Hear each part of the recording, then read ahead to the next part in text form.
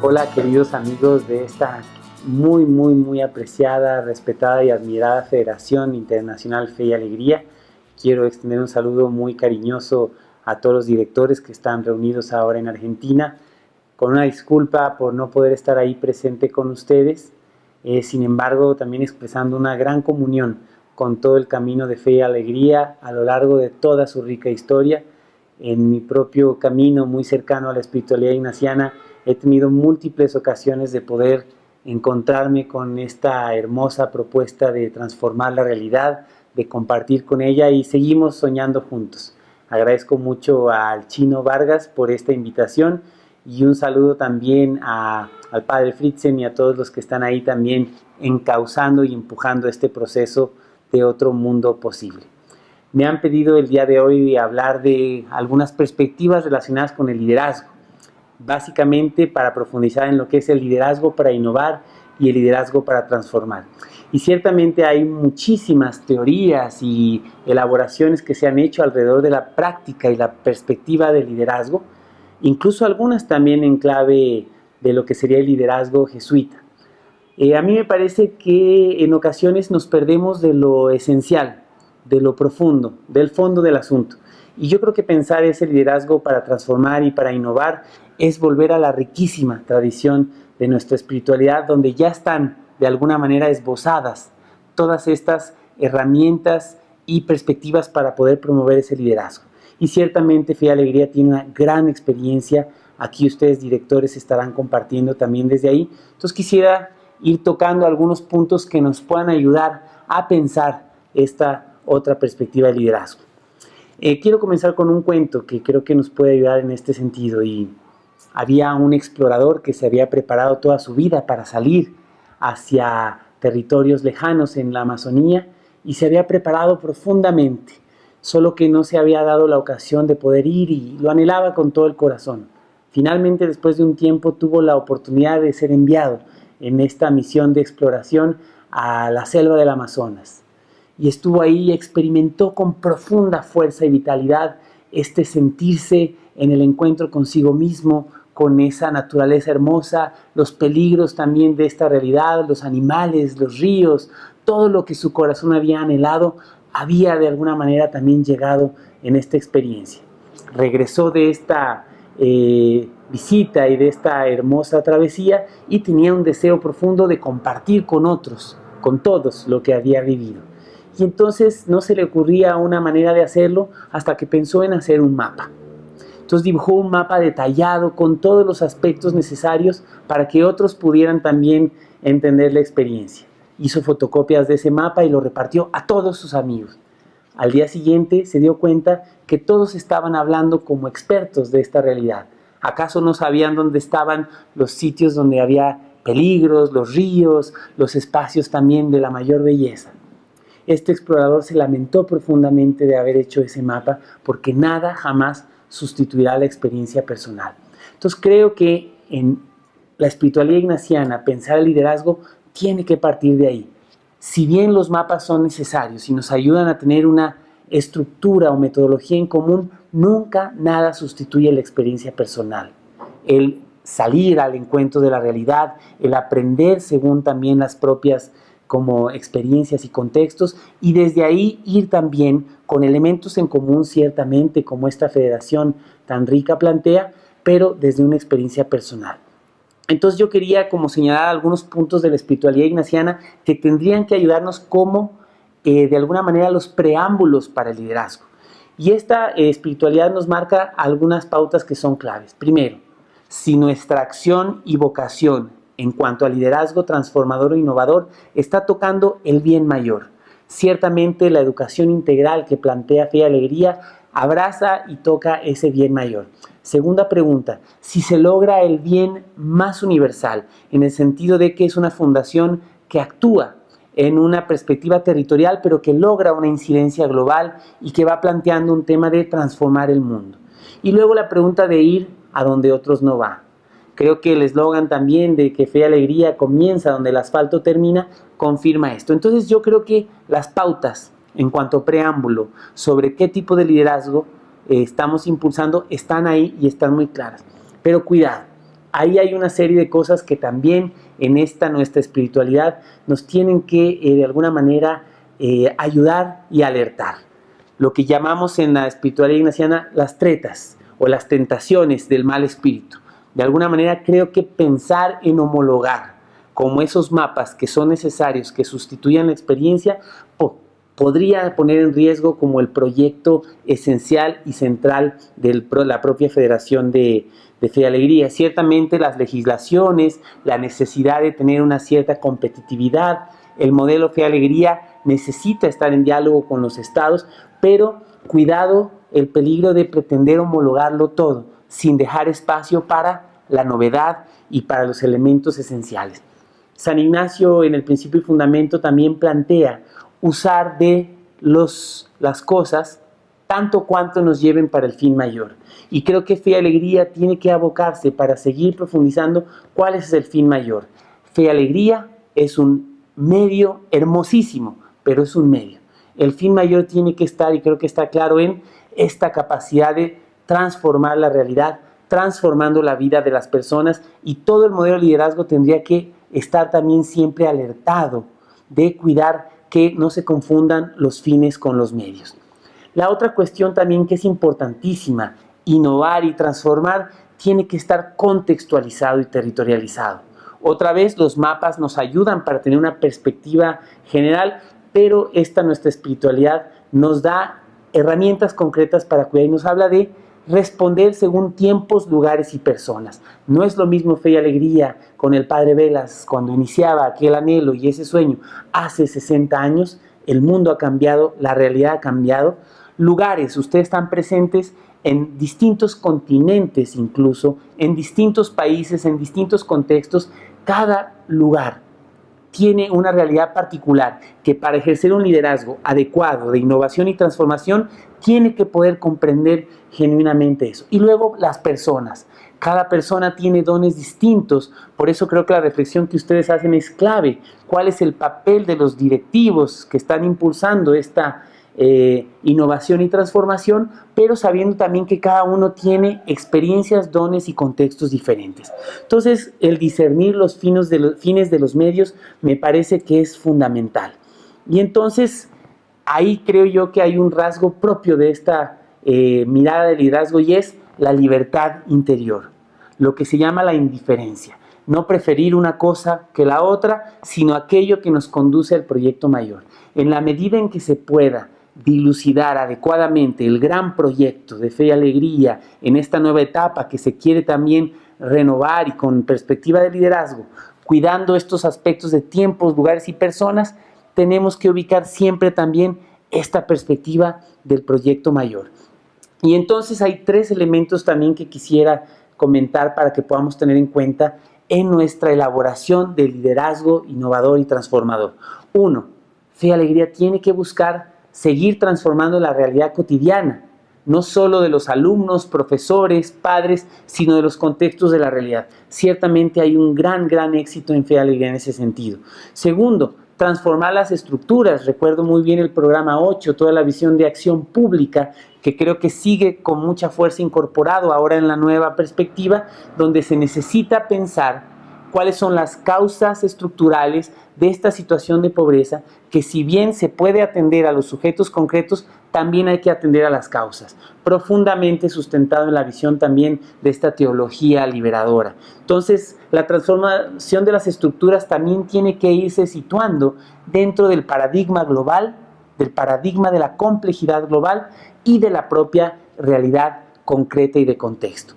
Pero tercero, no podemos perder de vista, me da la impresión que a veces lo perdemos porque tenemos que responder a entornos como muy exigentes y muy civiles por el propio modelo que necesita Fe y Alegría para su continuidad, pero no podemos perder de vista el llamado a construir otro mundo posible en clave de reino.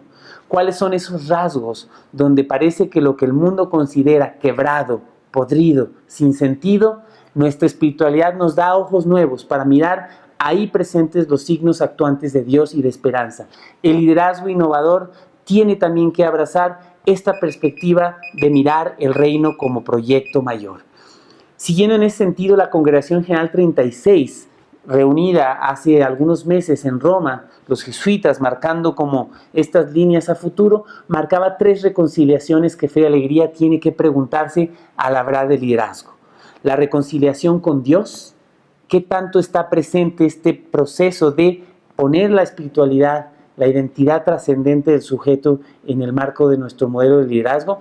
La reconciliación con la humanidad, el mundo roto. Yo creo que Fe y Alegría hace una labor impresionante, insustituible en esta reconciliación de la humanidad. Y una última reconciliación que hoy es ineludible, y es la reconciliación con la creación.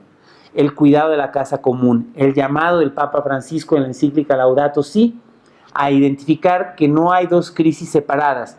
Fe y Alegría responde a la crisis social y lo demás lo responden otros. Una sola crisis, y es socioambiental. Los impactos del modelo de desarrollo que tenemos el día de hoy están fuertemente también arraigados en esta necesidad de poder responder integralmente. Entonces, el liderazgo tendría que plantear eso. Quisiera también señalar 4 puntos que creo que son necesarios para ir empujando metodologías claras que nos permitan un liderazgo mucho más también comunitario y colectivo. Esta, de alguna manera, se planteaba redarquía, que me comentaba el chino cuando me pedía esta implicación. Una redarquía necesita también hilos finos y claros de cómo se constituye un modelo de red que realmente conduzca a la transformación, pero que requiere liderazgos particulares. Se necesita una capacidad profunda de análisis de la realidad, tiempos, lugares y personas, como ya lo había dicho. Se necesita que se establezca una metodología muy seria de cómo se analiza la realidad a partir de las particularidades. Segundo, ¿dónde está llamando Dios a estar el día de hoy? ¿Dónde actúa Dios en medio de la realidad? Sí, en el discernimiento para construir un modelo de liderazgo innovador y transformador. No está la pregunta de dónde actúa Dios hoy, dónde está presente, a dónde me llama. Vamos a ser una institución más. Y el rasgo propio que nos da una perspectiva de un modelo que trasciende el tiempo presente se nos perderá de las manos. Tercero, rasgo también de los ejercicios espirituales. Este llamado es para quien más quiere afectarse. La persona concreta o el colectivo de líderes tiene que preguntarse no solo cómo responde adecuada y técnicamente a ello, sino cómo me afecta esta realidad. Quererse dejar tocar por esta realidad para responder a ella desde una mirada también de sentir en medio de esta realidad. En realidad una mirada propiamente alteritaria. Y después, ¿cuál es la opción comunitaria que surge de ahí? No son los liderazgos individuales, aislados o enfocados en la mirada gerencial, sino es la perspectiva comunitaria tan fuertemente presente en Fe y Alegría, que es la que marca cuáles son los caminos también para que haya una sostenibilidad. Entonces yo quería como desafiarlos, si van a hablar del liderazgo en clave innovadora y transformadora y de la mirada de la redarquía, donde sea la perspectiva de red, es imprescindible desarrollar modelos de discernimiento comunitario que son a veces muy difíciles de realizar, donde vamos dejando nuestro propio querer personal para ir construyendo a partir de esta lectura profunda como la Trinidad contempla la encarnación en los ejercicios espirituales, viendo la gran diversidad y cómo el mundo se va alejando del proyecto de Dios, mirar juntos más allá de nuestro propio querer para responder a este llamado profundo. En ese sentido, creo que ese es uno de los puntos no negociables y creo que también nos invita a entendernos en el sentir con la Iglesia. ¿Qué significa hoy sentir con la Iglesia? Entendiendo la particularidad de Fe y Alegría, pero hoy el Papa Francisco está marcando 3 elementos esenciales nuevamente que no podemos perder de vista.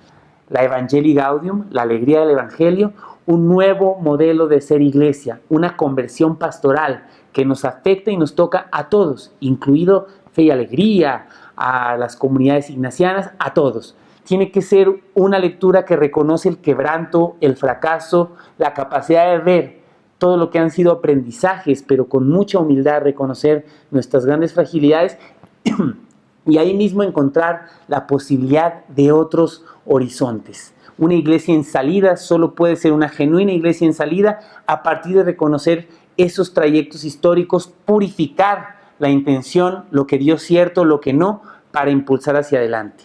Laudato Si, que ya mencionaba, responder a la grave crisis socioambiental de nuestro planeta, donde los niños, los jóvenes y aquellos que están en sectores populares quizá tengan una mayor conexión profunda e íntima con esta tierra. Fe y Alegría ha participado en los procesos de reflexión sobre Amazonía. Nosotros actuamos muy cercanamente también con el Servicio Jesuita Panamazónico. ¿Y cuáles son los rasgos que podemos aprender de esta experiencia integrada y armónica que pueda responder a esta crisis socioambiental que vivimos el día de hoy? No son dos crisis separadas. Acción transformadora e innovadora en sectores populares tiene que tener necesariamente una sensibilidad con respecto a la perspectiva medioambiental.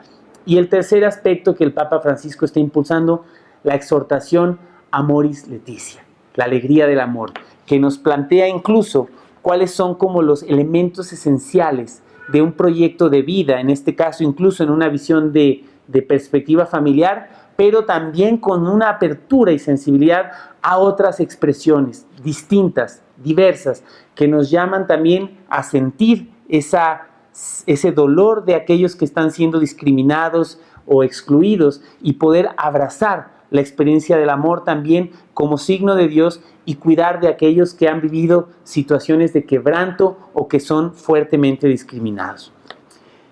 Quisiera terminar también cuando ustedes hablan de evaluar el ser, el proceder y el examinarnos, una anécdota del padre Kolbenbach y con eso terminaría. En alguna ocasión el padre Kolbenbach, ex general de los jesuitas, falleció hace poco tiempo, una persona muy iluminada y profunda, estuvo haciendo una visita a centros educativos de la Compañía de Jesús. Y ahí le preguntaban cuáles eran los rasgos fundamentales del modelo educativo de la Compañía de Jesús. Entonces expresó como algunos de ellos y le hicieron preguntas todavía más difíciles. ¿Cómo sabemos cuando un centro educativo de la Compañía de Jesús o asociada a ella no está cumpliendo su misión esencial? ¿Cuándo sabríamos que definitivamente habría que cerrarlo, este centro educativo? Entonces él eludía esta pregunta hasta que al final, con la insistencia, cuando le preguntaban cuál es el rasgo profundo que determina el modelo de liderazgo y el modelo ignaciano que tiene que estar presente, y él decía: la única pregunta que nos tenemos que hacer es si las personas que pasan por nuestro espacio educativo, centro educativo, cuando salen de él, salen mucho más enamorados y comprometidos con el proyecto de reino. En este entorno también ecuménico y de diálogo de saberes interreligioso que Fe y Alegría vive, si salen más enamorados del proyecto de otro mundo posible, si salen tocados por la realidad para sentirse llamados a transformarla, si salen comprometidos y apasionados para también entregar la vida en ello. Ahí se determina. Entonces todo liderazgo innovador o transformador tiene que sustentarse ahí. Y también el padre Kolbenbach ofrecía un elemento que creo que ayuda mucho, y es un equilibrio perfecto entre cabeza, corazón y manos. La intelectualidad, la pasión por este proyecto y la actuación.